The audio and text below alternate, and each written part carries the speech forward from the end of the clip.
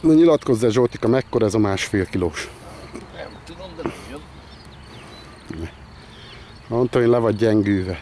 Ez ilyen nagy lenne? Féked jó be van állítva? Nem látod, hogy kell. Engedjél még neki, hadd menjen egy kicsit.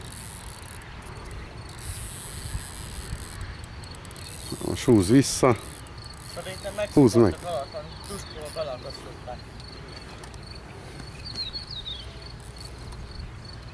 Nem leakadtál?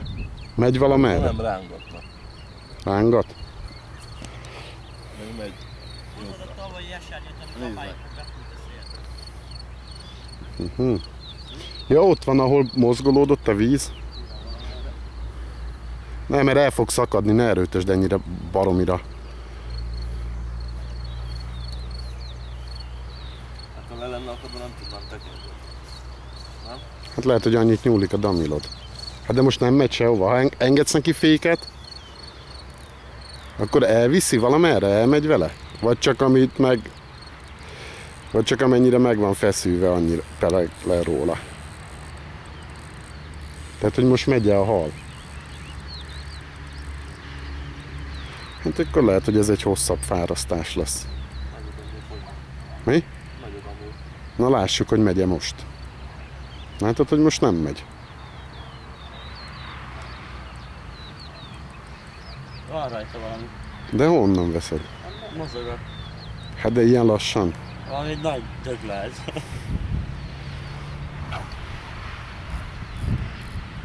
Hát jó van, ne türelmetlenkedjél, Zsoltika. Tegyük addig ide le a kamerát. Ezért kéne egy kameraállvány. Igen. Úgy nézek ki, mint Alonso ebbe a szemüvegbe. Hát igen. Mondjuk nekem most nem kell idegeskednem, mert mind a két botom kín van. Hát így bedobom az enyémet. Dobd be. Hova tetted? Ott van minden milli egy helyen. Tudod, én nem szanaszéjjel dobálom. Nem harcsa ez, hogy pengetni kell neki.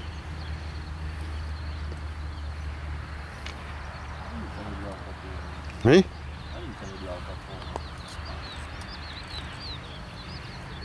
Akkor fáraszt.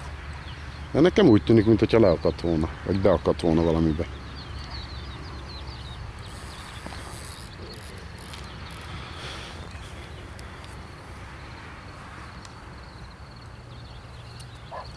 Nem jön semmit, nem? Ez beakadás, ki is kapcsolom a kamerát. Ha? Hát de nem viszi, ha kiengeded a féket, engedd ki teljesen. Most annyit fog menni a fék, amennyire meg van feszülve a damil. De utána nem megy. Utána nem fog menni, figyeld meg. Látod, utána nem megy már.